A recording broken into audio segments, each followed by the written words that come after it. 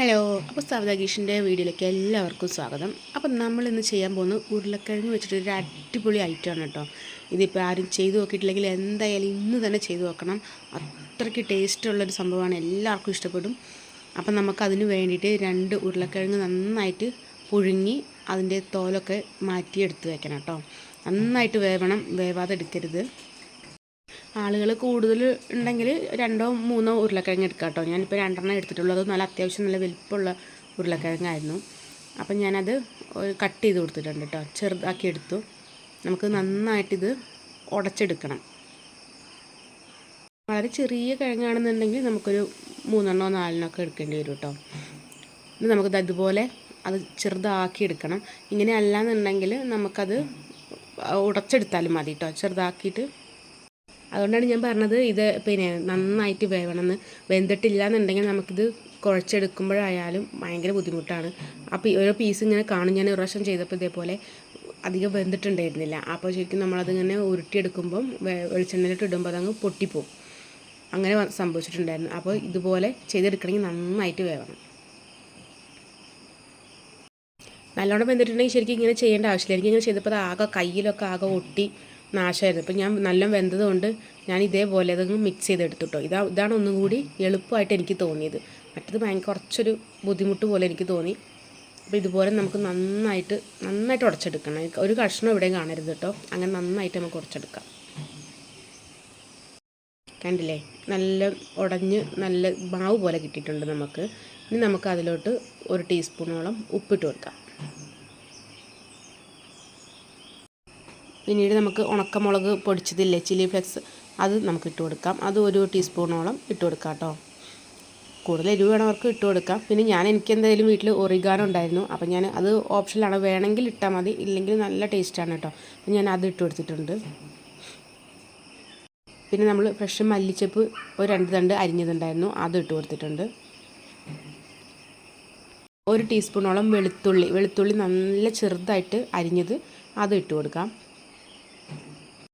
പിന്നെ നമുക്കൊരു 3 ടീസ്പൂണോളം അരിപ്പൊടി കേട്ടോ. നമ്മൾ പത്തിരിപ്പൊടിയൊക്കെ ഉണ്ടാവില്ലേ, നല്ല നൈസ് പൊടി, അത് നമുക്കൊരു 3 ടീസ്പൂണോളം ഇട്ട് കൊടുക്കാം കേട്ടോ. അത് ഉരുളക്കിഴങ്ങ് എടുക്കുന്നതനുസരിച്ച് നമുക്ക് അരിപ്പൊടി വ്യത്യാസം വരും.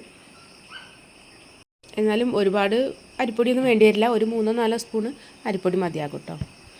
എനിക്ക് ഒരു 3 സ്പൂണോളം അരിപ്പൊടി ആവശ്യമായിട്ട് വന്നിട്ടുണ്ട്. അതിട്ടിട്ട് നമ്മൾ നന്നായിട്ട് ഉരുളക്കിഴങ്ങും ഇതെല്ലാം കൂടി മിക്സ് ചെയ്യാൻ വേണ്ടിയിട്ട് നന്നായിട്ട് ഇളക്കി കൊടുക്കുക. ഇതിങ്ങനെ കയ്യിലൊക്കെ ഇങ്ങനെ ഒട്ടിപ്പിടിക്കും. ഉരുളക്കിഴങ്ങൊക്കെ നല്ല വെന്തതായതുകൊണ്ട്. അപ്പോൾ നമുക്ക് കയ്യിൽ കുറച്ച് എണ്ണ തടവിയിട്ട് നമുക്ക് കുഴച്ച് കൊടുത്താൽ മതി കേട്ടോ. അപ്പോൾ നമ്മുടെ കയ്യിലൊന്നും അങ്ങനെ ഒട്ടില്ല. ഇത് കണ്ടില്ലേ, ഇങ്ങനെ നമുക്ക് ഉരുട്ടിയെടുക്കാവുന്ന രീതിയിൽ നമുക്കത് കുഴച്ചെടുത്ത് വെക്കണം. അപ്പോൾ കറക്റ്റ് പരുവത്തിൽ കിട്ടിയിട്ടുണ്ട്. ഞാൻ ആ സ്നാക്സിന് ടച്ചപ്പായിട്ട് ഞാൻ മയോണൈസ് ഉണ്ടാക്കാൻ തീരുമാനിച്ചു. അപ്പോൾ ഞാൻ 1 മുട്ട പൊട്ടിച്ചൊഴിച്ചിട്ടുണ്ട്. അതിലേക്ക് ചെറിയ 2 അല്ലി വെളുത്തുള്ളി ഇട്ട് കൊടുത്തു. പിന്നെ ഞാനൊരു 1/2 ടീസ്പൂണോളം സുർക്ക ഒഴിച്ച് കൊടുത്തിട്ടുണ്ട്.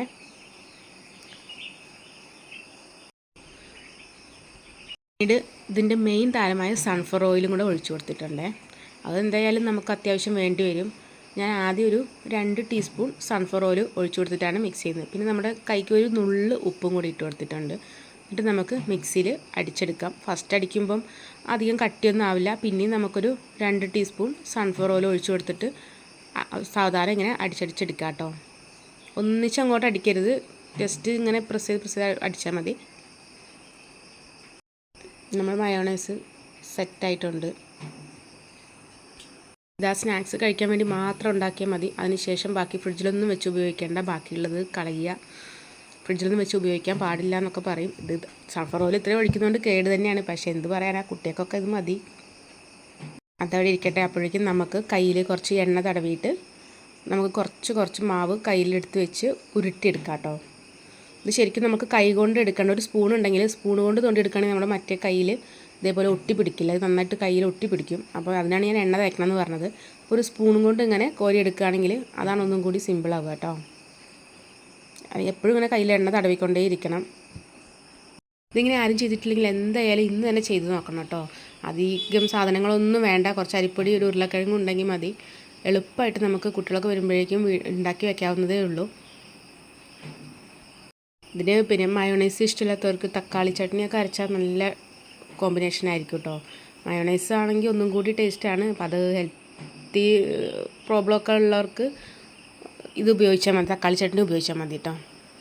ഞാനിത് ആദ്യത്തെ ട്രിപ്പ് റെഡിയാക്കി വെച്ചിട്ടുണ്ട്. അപ്പോഴേക്കും ചട്ടി ചൂടായി. ഞാൻ വെളിച്ചെണ്ണയിലാട്ടോ ഉണ്ടാക്കുന്നത്. വെളിച്ചെണ്ണ ഒഴിച്ച് കൊടുത്തിട്ടുണ്ട്. എണ്ണ നന്നായിട്ട് ചൂടാവട്ടെ. ചൂടായിട്ട് നമുക്ക് ഓരോന്നോരോന്നായിട്ട് ഇതിട്ട് കൊടുക്കാം.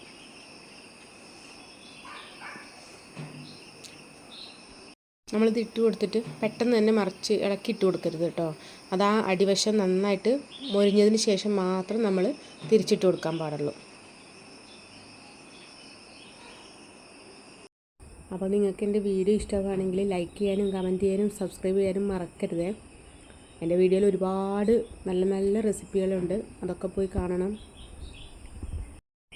ഒരു സൈഡ് നന്നായിട്ട് മൊരിഞ്ഞ് വന്നിട്ടുണ്ട് കേട്ടോ. ഇനി നമുക്ക് ഒരു ഫോർക്ക് ഉപയോഗിച്ചിട്ട് മെല്ലെ മറിച്ചിട്ട് കൊടുക്കാം.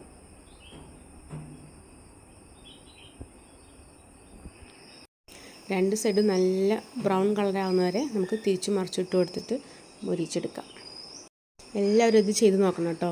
ഞാൻ വെറുതെ പറയുന്നതല്ല. ഞാൻ ഇവിടെ ഇതിന് മുമ്പ് ഒരു പ്രാവശ്യം ഉണ്ടാക്കിയിട്ട് നമുക്ക് തികഞ്ഞതേ ഇല്ല. അപ്പോൾ ഞാൻ 2ാം ട്രിപ്പ് ഉണ്ടാക്കിയതാണ് കേട്ടോ. അത് എത്ര ഉണ്ടാക്കിയാലും ഇത് ബാക്കി വരില്ല. അത് 100% ഉറപ്പുള്ള കാര്യമാണ്. അത്ര ടേസ്റ്റാണ്.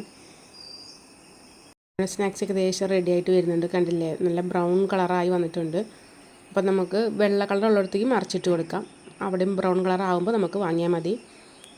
ഫുള്ള് കണ്ടില്ലേ, നല്ല നല്ല കളർഫുള്ളായി വന്നിട്ടുണ്ട്. ഉരുളക്കിഴങ്ങ് ആയതുകൊണ്ട് ചിലപ്പോൾ കുറച്ച് എണ്ണ കുടിക്കാൻ സാധ്യതയുണ്ട്. അപ്പോൾ നമുക്കതൊരു എണ്ണക്കോലിയിലോട്ട് കോരിയിട്ട് നമുക്ക് ടിഷ്യൂ പേപ്പറോ അല്ലെങ്കിൽ വേറെ എന്തെങ്കിലും പേപ്പറൊക്കെ ഉണ്ടെങ്കിൽ നമുക്ക് അതിലോട്ട് ഇത് വെച്ച് കൊടുത്താൽ ആ എണ്ണ അത്യാവശ്യം എണ്ണ അത് വലിച്ചെടുത്തോളും. അപ്പോൾ നമുക്ക് 2ാം ട്രിപ്പ് ഇട്ട് കൊടുക്കാം. ഞാൻ 2ാമത്തെ തവണ ഇട്ടപ്പോഴേക്കും ഫസ്റ്റ് വാങ്ങി വെച്ചതൊക്കെ തീർന്നു പോയിട്ടോ. ഒന്നാമത് മയോണൈസ് നേരത്തെ ഉണ്ടാക്കി വെച്ചത് കൊണ്ട് അത് വേഗം തീരും. അപ്പോൾ നമ്മൾ സ്നാക്സൊക്കെ ഉണ്ടാക്കിയിട്ട് ലാസ്റ്റ് തീർന്നാൽ മതി എന്നുണ്ടെങ്കിൽ ആദ്യം തന്നെ നിങ്ങളാരും മയോണൈസ് ഉണ്ടാക്കി വെക്കണ്ട. അങ്ങനെ ഉണ്ടെങ്കിൽ ഓരോ ട്രിപ്പും അപ്പോൾ തീർന്നുകൊണ്ടേ ഇരിക്കും കേട്ടോ. അപ്പോൾ നിങ്ങളെല്ലാവരും ഇതുപോലെ തന്നെ ഒന്ന് ട്രൈ ചെയ്ത് നോക്കണം, കുട്ടികൾക്ക് കൊടുക്കണം, ഫീഡ്ബാക്ക് അറിയിക്കണം കേട്ടോ. അപ്പോൾ ലൈക്ക് ചെയ്യാനും കമൻറ്റ് ചെയ്യാനും സബ്സ്ക്രൈബ് ചെയ്യാനൊന്നും മറക്കരുത്. പുതിയൊരു വീഡിയോ ആയിട്ട് നാളെ കാണാം. Okay, by.